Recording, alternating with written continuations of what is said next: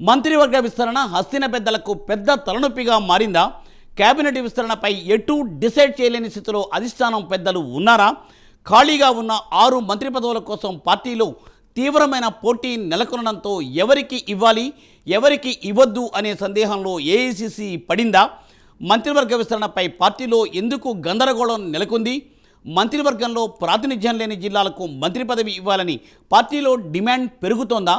అసలు మంత్రివర్గ విస్తరణ ఆలస్యం వెనుక ఉన్న అసలు కారణాలేంటి? Let us watch the story.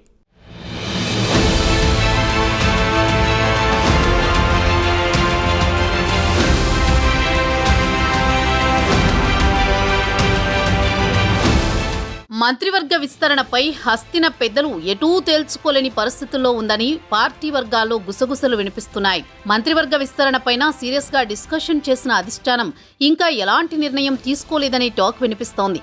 Cabinet expansion తొందరలోనే ఉంటుందని టాక్ వినిపించింది. కానీ ప్రస్తుత పరిస్థితులు చూస్తుంటే మంత్రివర్గ విస్తరణపైన ఆచితూచి వ్యవహరించాలని ఢిల్లీ పెద్దలు భావిస్తున్నారట. ఎవరికి వారే ఇప్పటికే ఢిల్లీ వెళ్లి తమకు మంత్రివర్గంలో చోటు కావాలని ఆశావహులు జాతీయ నాయకత్వం ముందు విజ్ఞప్తులు పెట్టుకుంటున్నారు. ఆశావహుల సంఖ్య పెరగడంతో చాలా జాగ్రత్తగా డీల్ చేసి మంత్రివర్గ విస్తరణ చేయాలనే ప్లాన్లో ఢిల్లీ పెద్దలు ఉన్నారట.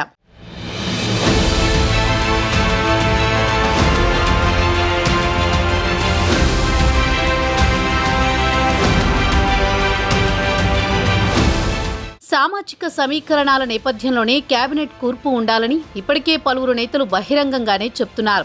ఎస్సీ సామాజిక వర్గం నుండి మాదిగలకు అవకాశం కల్పించాలని ఆ సామాజిక వర్గానికి సంబంధించిన ఎమ్మెల్యేలు ఢిల్లీ రాష్ట్ర నేతలను కలుస్తున్నారు. అదేవిధంగా ఎస్టీ సామాజిక వర్గం నుండి కేబినెట్లో లంబాడీలకు అవకాశం కల్పించాలని ఆ సామాజిక వర్గానికి చెందిన నేతలు పార్టీలోని ముఖ్య నేతలను కలుస్తున్నారు. అదేవిధంగా ఏకంగా కొంతమంది నేతలు ఢిల్లీ వెళ్లి తమకు మంత్రివర్గంలో అవకాశం ఇవ్వాలని, తమ జిల్లాలకు మంత్రివర్గంలో ప్రాధాన్యత లేదని ఏఐసిసికి చెప్పారు. అంతేకాకుండా ఉమ్మడి రంగారెడ్డి జిల్లాకు మంత్రివర్గంలో చోటు కల్పించాలని రామ్మోహన్ రెడ్డి, మల్రెడ్డి రంగారెడ్డి ఏఐసిసికి లేఖ కూడా రాశారు. ఒకానొక దశలో ఉగాదికి మంత్రివర్గ విస్తరణ ఉంటుందనే చర్చ కూడా జరిగింది. కానీ ఉగాదిన ఎలాంటి మంత్రివర్గ విస్తరణ జరగలేదు. ఇప్పుడు అందరి దృష్టి ఏప్రిల్ మొదటి వారంపైనే పడింది. ఏప్రిల్ మొదటి వారంలో మంత్రివర్గ విస్తరణ ఉంటుందని కొన్ని పేర్లు తెర మీద కూడా వచ్చాయి. వారికి మంత్రివర్గంలో చోటు దక్కే అవకాశం ఉందని లీక్ కూడా అయ్యాయి. దీంతో మంత్రివర్గంలో చోటు ఆశిస్తున్న ఆశావహులు అప్రమత్తమయ్యారు. తమకు కూడా ఒకే ఒక్క ఛాన్స్ అంటూ పార్టీ పెద్దలపైన ఒత్తిడి తెస్తున్నారు.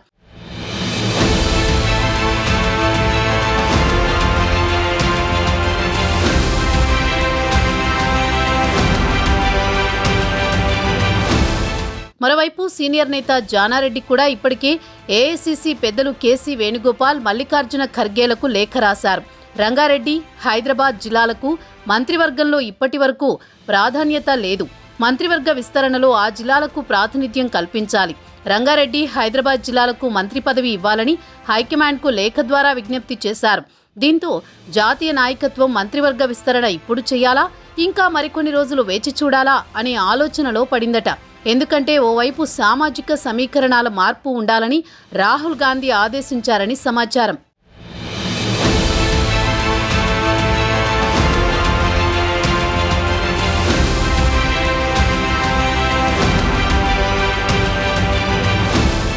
మరోవైపు ఎన్నికల ముందు బీజేపీ నుండి కాంగ్రెస్లోకి వచ్చిన వివేక్ వెంకటస్వామి, రాజగోపాల్ రెడ్డికి కాంగ్రెస్ అధికారంలోకి వస్తే మంత్రి పదవులు ఇస్తామని గతంలోనే హామీ ఇచ్చారట.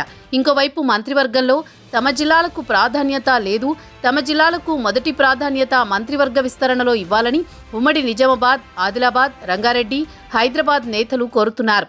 దీంతో ఏఐసిసి ఎటూ తేల్చుకోలేని పరిస్థితుల్లో ఉందనే టాక్ బలంగా వినిపిస్తోంది.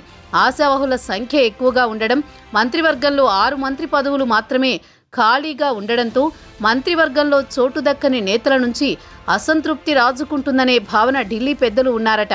దీంతో మంత్రివర్గ విస్తరణ చేయకపోతే ఇంకా చేయనట్లేదనే విమర్శలు వస్తాయి. ఇంకోవైపు విస్తరణ చేస్తే పార్టీలో అసంతృప్తి పెరుగుతుంది. ఎలా చేస్తే పరిష్కారం లభిస్తుందనే అంతర్మథనంలో జాతీయ నాయకత్వం పడిందని హస్తం వర్గాల్లోని టాక్ వినిపిస్తోంది.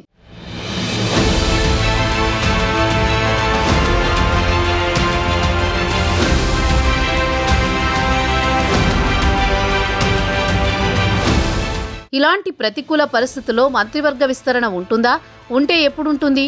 ఉంటే ఎలాంటి సమీకరణాలతో జాబితా వస్తుంది? అసలు ఈ నెలలో ఉంటుందా? మరో డేట్ మారుతుందా? ఇక అనేక రకాల చర్చ పార్టీలో జరుగుతోంది. ఈ చర్చలకు అధిష్టానం ఎప్పటి వరకు ఫుల్ స్టాప్ పెడుతుందో చూడాలి.